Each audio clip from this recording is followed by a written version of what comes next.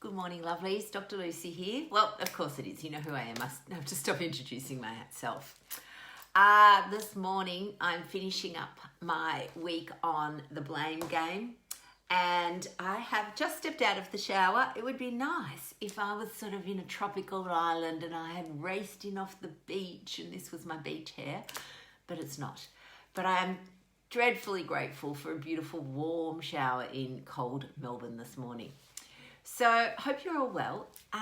Again, Facebook's just changed everything as far as who can I see messages during lives. It's really annoying. I don't know why they're doing it, but I actually can't see anybody's comments anymore. It drives me nuts because I would like to reply, during the live. But anyway, it is what it is. Facebook is its own entity, potentially a bit evil, and we will talk about that later. But today, as you know, I've been rounding up the blame game, and we've talked a lot about the idea that as humans, we are judgy creatures and we need to stop judging people for storing excessive body fat because two reasons. We don't know their journey. We don't know what's happened to their past. We don't know anything about them. And for many people, food has been the tool they have used to soothe themselves during times of immense and immeasurable emotional distress.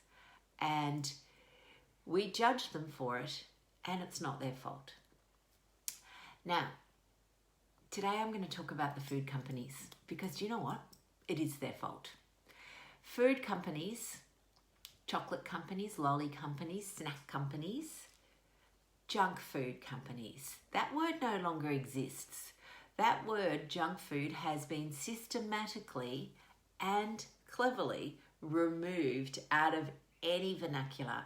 It's now called snack food, or as I've mentioned before in many particularly dietetic articles or the Australian Dietary Guidelines, it's called discretionary food. Discretionary items. I don't know about you, but to me, a discretionary item is a tampon. It's not a chocolate bar.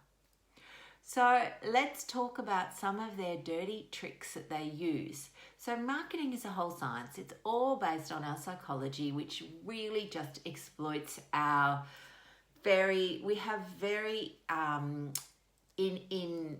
in-depth kind of DNA that has certain drivers, and we're often calling them our primitive drivers, our I've forgotten the word I'm looking for, but our evolutionary, that was the word I was looking for, evolutionary drivers. One of them is our evolutionary driver to belong. We need to belong because in the olden days, if you didn't belong to a tribe, you got rejected and you were left alone on the plains and you would be eaten. So therefore, we're all belonging. Now, all the ads that you see on telly, KFC, Cake, Sara Lee, I can't even think of them because I actually don't watch a lot of commercial television anymore. But all of the ads, Coke, all those things, they're all about families together or friends together, all having a good time having their product. So one of the association that comes in is that food brings families together. And it does, but it doesn't have to be junk food. Okay, meals can bring families together. It doesn't have to be junk food, but that's what we get told it has to be. It's always a celebration. And if we're celebrating, apparently we're celebrating with junk food when we know that that's not actually true. The other things that come in the ads are, have a break. Because of course we all need a break from life.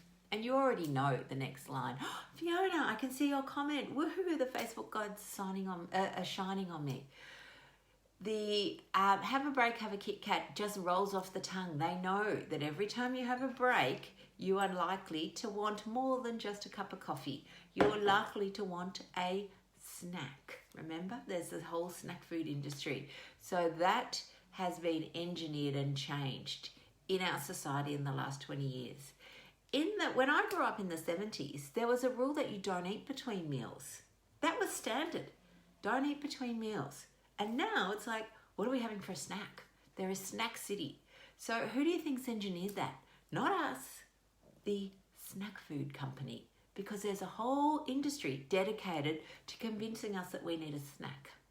So I remember the very first snack food ad, which was for Milky Way, which was something along the snack, the treat you can have without ruining your appetite.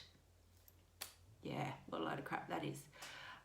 The other thing that comes in are words like sweet treat, a guilty pleasure. A guilty pleasure, think about that. One of the things that has happened, again, in the last perhaps 30 years, is that sugar and junk food has been normalized so that it is now an everyday occurrence, and that sugar has managed to sneak its way into every single one of our products. It's in things like, sauces. That bloody barbecue sauce, the Master Foods one, it's 50% sugar. You might as well just be sprinkling some sugar on your sausages. It's hideous.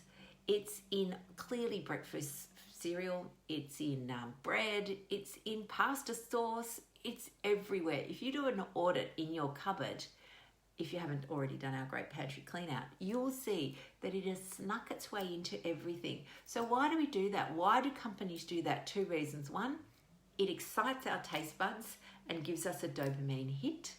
And 2, it makes us addicted. So it keeps us coming back for more. Now, this is the biggest thing that I am angry about, and that is, you will always see signs everywhere.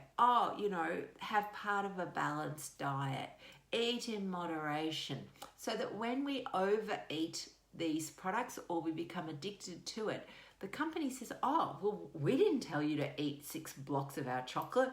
We've got the energy count on it. You're responsible for that. And I'd like to ask them this question.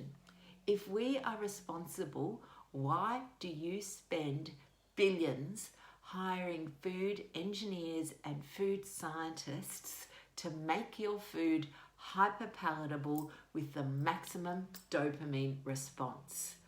Why do you do that? Because you want us to keep eating it. And then when we do, because you've engineered it to be like that, it's our fault. Well, you know what? That's a whole lot of bullshit. So for me, that is actually now my driver. My driver, I have now, as an ex, I used to do this sort of thing. I used to go, I'm a marketer's dream. As long as it's got a star saying new, I'm in. I bought everything that said new flavour.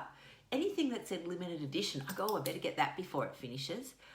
All that happened was that I was completely addicted to sugar, hook, line and sinker, and the delivery system was in so many ways. I could have my drug in lollies, and believe me, those bloody snakes and all of those, yum. I used to go, yum, they were amazing. Now I go, oh my God, that's just in my head now, and this is really interesting. I'd like you to try this exercise.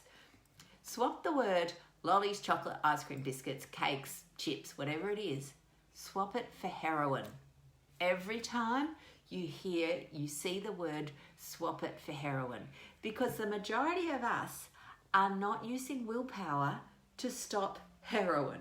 We just don't want it because it is a drug, and that's been our thing. We have never been marketed heroin. Nobody in childhood said, let's go for a treat and shoot up some heroin. Nobody did that, but we do it as part of our normal society. Let's go for a treat and have a piece of cake.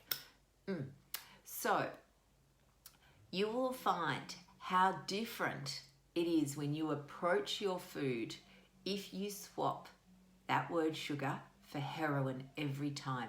Suddenly you're not needing willpower to stop yourself having it. And I know what you're saying, and that is that, chocolate tastes so good. Well, heroin feels good to a heroin addict, I can tell you that. They love it. That's why they're addicted. We love chocolate, not because it's the taste, because of the drug. They have tricked us. And you know what? I'm not falling for it. I am not falling for it. And I would love you, peeps, to try the same trick. Because, seriously, I don't usually wish ill on people, but wouldn't it be amazing if somehow a fair bit of the snack food industry went broke? We would be healthy. Australians would be healthy. Women wouldn't be hating their bodies and eating chocolate at the same time. That terrible cycle that we get ourselves into where we hate how we look and we feel so bad, and this chocolate promises to make us feel good and does nothing but fuel the cycle. So my loves, have a wonderful heroin-free day, and I will see you all next week. Please no, actually it's Mary's turn next week. I'll see you the week after. Please know our 12-week mind-body rebalance. I always call it a reboot. It's actually a rebalance. It's a whole rebalance. Starts in 2 weeks now. Doors open in 1 week. You'll be hearing a whole pile of info about it next week. So, because we do have some epic bonuses, including a new bonus, which is our 31-day hypnosis. 31 days of hypnosis for real health and weight loss. So we're thinking that's a bonus. Anyway, enough. I will talk to you soon. Bye, lovelies. Have a wonderful heroin-free day.